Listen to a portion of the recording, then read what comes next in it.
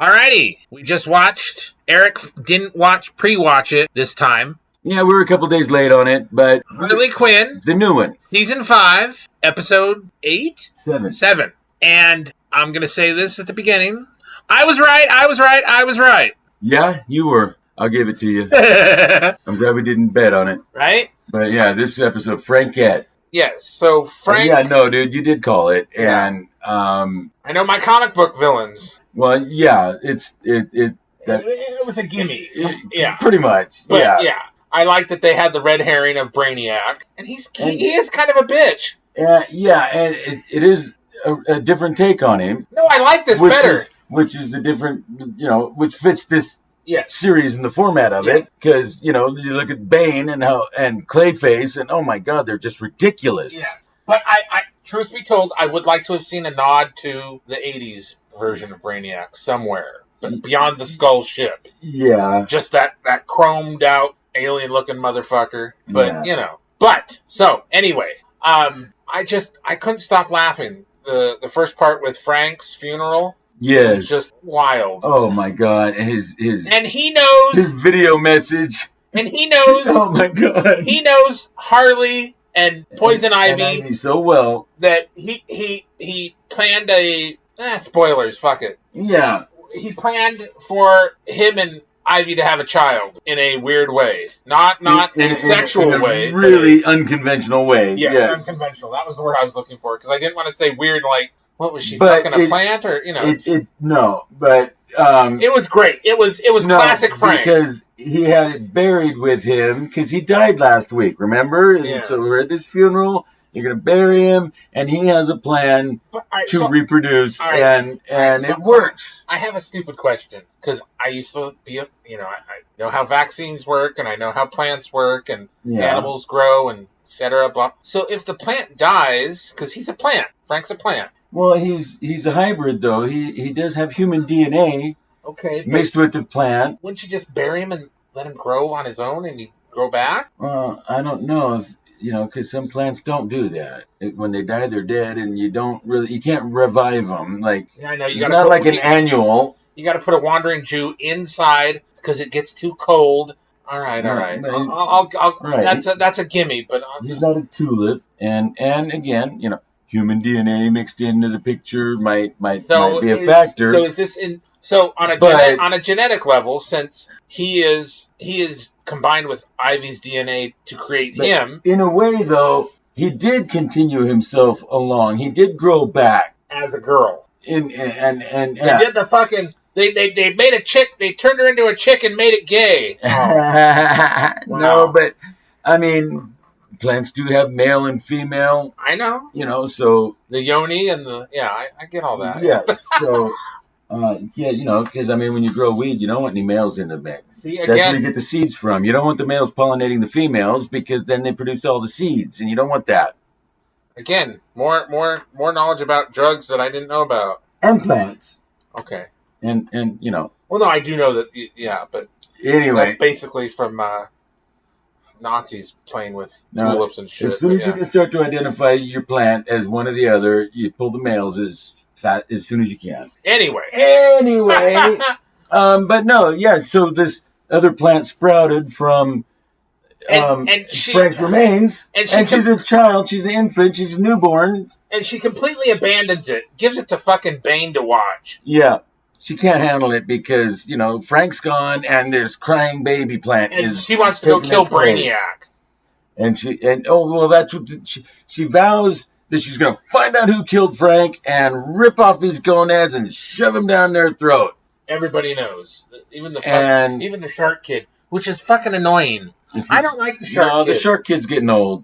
It got old. It got old the first time they showed up. Yeah, because they're fucking annoying. Yeah, and that's the point. But then it also takes away from King Shark. Like, you're a piece of shit. Yeah, you were kind of cool, and now you're just a piece of shit. Yeah, you are a millennial father who doesn't want to take care of his kids, and just lets him run wild. Yeah.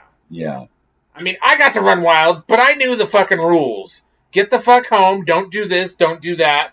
As long as I basically stayed within those broad guidelines, I was okay. And don't get caught. Well, that's villainy number one. That's it right there, man. I'm just saying. Just, you know. Only stupid people get caught. Well, yeah, because, I mean, you know, miss dinner or you're late to do this or you don't, you know, you gotta at least... You gotta have keep up appearances. Exactly. Hyacinth. We're gonna get to that, too. Even if you're not fooling anybody, especially if you're not fooling anybody, you still... Especially. And you've met some of my family. Do you think I was fooling any of them? Oh, fuck no. They just indulged you. Yes, very much so. Well, they let you think you were getting away with that shit, you know. But I mean, of course, if there was a line and you crossed it, there were consequences. Yes. Yeah. Anyway, so she's on this. She's a bad parent and a bad grandparent. Well, she's determined to find out, and she does find out through Lena Luthor that it was Brainiac. And she gets played like a fucking harmonica. Lena is the bad person, and she fucking knew it. And I fucking knew that that's why they were in Metropolis. Yeah. No, Not only that Lena was the bad person. You pegged that like first week. Week one, dude. You were like, that's going to be this. And pretty much it's unfolding just like you said, man. But it's still very entertaining. At least it's not boring. I'm not like, no. Oh, jeez, you know? Yeah, because it's in line what you thought would... But but there was so much... I had the structure. Yeah. But what grew out of the structure was so much more entertaining and cool than... It's great this season. This season's been great. Yeah, it's not boring. It's not dull. It's not like the previous 4 seasons, which I know Eric loves, but I could take it or leave it. I didn't overly love all of it. Okay. You know, I like the first season. Yeah. Because it was novel. Yeah. Second season... The track started to get old. Yeah, it was, you know, and then of course they went through their whole thing, with Kite Man. Yeah, and Kite Man spun off out of that, and it was great. That's if a great show. Hasn't seen it, yeah. We tried to do reviews and nobody wanted to watch them, so we just stopped doing them. Well, we did. Well, we still have them. We posted the episode 1 review, and it got very little response, and we just never got back to it. But we did them all. But we did follow it, review it, yeah, and we just didn't post it all because it didn't seem like anybody was really interested in Kite Man. Lost Archives, right? And that's your loss because it's great. It is a great show. And I will say it is better than Harley Quinn altogether. Overall, it was better. It's even better than this season in some respects. Oh, yeah. Yeah. Overall, and I like this season. And, I mean, Kite Man was pretty much a spin-off of this. So same kind of art style, same kind of writing style, humor, same kind of... But way better. Take on the characters. Yeah. But in that context, it works better. Oh, yeah. You know, I love Kite Man and Golden Glider. But and their Darkseid and his granddaughter. Oh, Darkseid. Oh, my God. Awesome.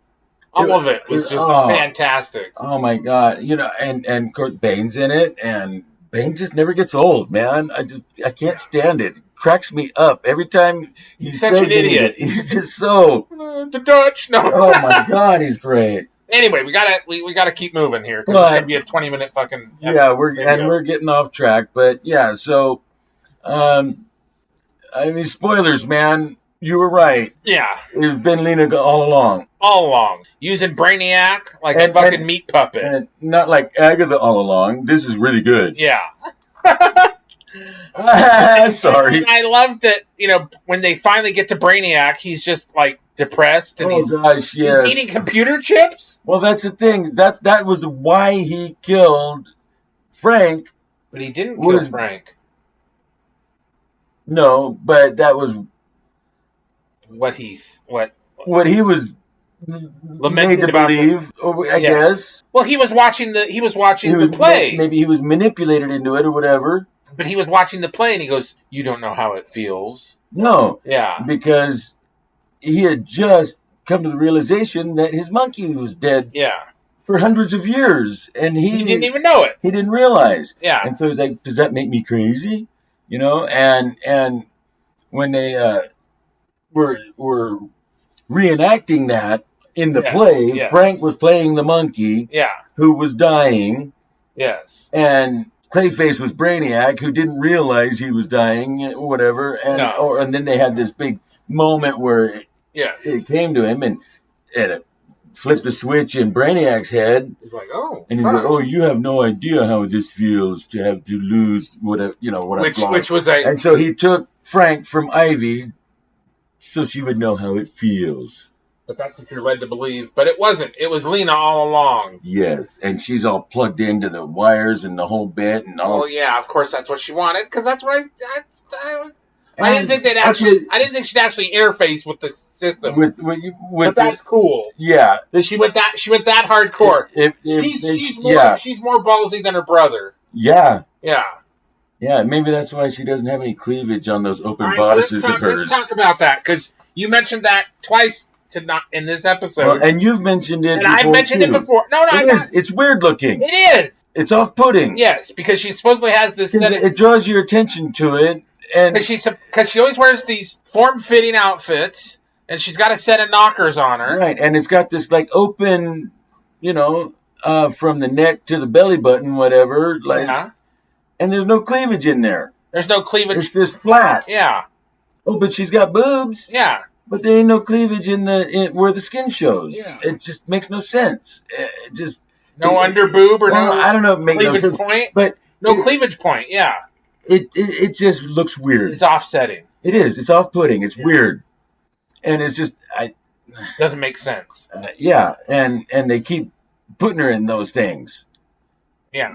It's not every episode, but when she shows once in a while, she shows up in another one of those open bodice things that with no cleavage. Yeah. I mean, just a little hint of a line, little bit of under boob or some kind of cleavage point, or just like a little line. Like dividing them in between. Yeah. Something suggesting just a hint of cleavage. Yeah. Because she's not stacked or anything. No. But she should have some cleavage. That's all I'm saying. Yeah, right? Harley and Ivy do for days. Yeah. So anyway, so it's not a feminist thing, or it's not some fucking woke messaging or some bullshit. It's because everybody else is all got whatever they got going on, and they're not shy about it. So just odd. Anyway, it's just odd. But it's just a character profile choice that I think they made the wrong decision on. Well, artistic decision, whatever. The art direction, the profile. And the initial designs and the art direction. Yeah, it's probably how it was drawn in pencil on a piece of paper, and they just used it. Yeah. So, pencil sketches. Anyway, as we say, enough about that. As we say, Lena takes charge. What's funny is that Harley is singing the song from the play, and it's the same it's the correct code for the shrink ray. They shrink Brainiac. Yeah. And they bottle him, and Harvey's, because Lena told him all that shit. Yeah, and Ivy's getting all wet thinking about what she's going to do to fucking... But all of it's been... It's all part of her master plan to get the machine, and it looks like she has pulled it off. And so now what? And she's getting plugged in at the very end with the 3 needles, and I'm like, ooh, damn! Right through the skull. Fuck. And where's Superman? He's off feeling sorry for himself somewhere. Right? And where the fuck is Bruce? Yeah, where's Bruce at this point? Well, we might find out next week, Really, Bruce has got to be, because he's got to fucking know. And come on, it's fucking Batman. It's Bruce Wayne, man. Yeah, and obviously with her cleavage point, it's not like he's not. And they're dating. Entranced, right? Aren't they dating? Dating in quotation marks. They're boyfriend girlfriend, right? Yeah, she doesn't seem overly affectionate, and he seems kind of aloof. But or not so much aloof, but kind of timid. I mean, that's what I don't like about this Batman. He's timid. It might be more of like a business partnership. But she mentioned something that her boyfriend owns the building. It was Bruce she was talking about. And he asked her to get the hemorrhoid cream. That's something you'd ask a girlfriend to do for you, right? Have those. Wow. I know, Batman has hemorrhoids? Really? Yeah. Still didn't get that joke or whatever that was supposed to be. Yeah. It was weird. But you would think with all his ninja training and stuff, but no, he's just a big fop that, and I don't know if he is playing it as much as Lena has been. Yeah. Because she's been playing it all along. I would like to think that Batman's playing the game. And I would like to think that at the end he's going to come out and do the Cheyenne Lama Lama twist and fuck their worlds up. Yeah. And he would be nice to Brainiac. Yeah, because that is the kind of persona he has to maintain to keep his secret. Yeah. We haven't seen him as Batman yet. No. But we've seen all of his Bat family and The Gathering, Damien, and even Dick Grayson, fresh from the Lazarus pit. Oh, Jesus. Oh my God. So anyway. Hey, episode 7. This season just keeps getting better. Yes, it's been fun. I can't wait for the finale. I'm sure they're not going to disappoint because that would just be wrong. Right? Let us know what you think. Like, share, subscribe.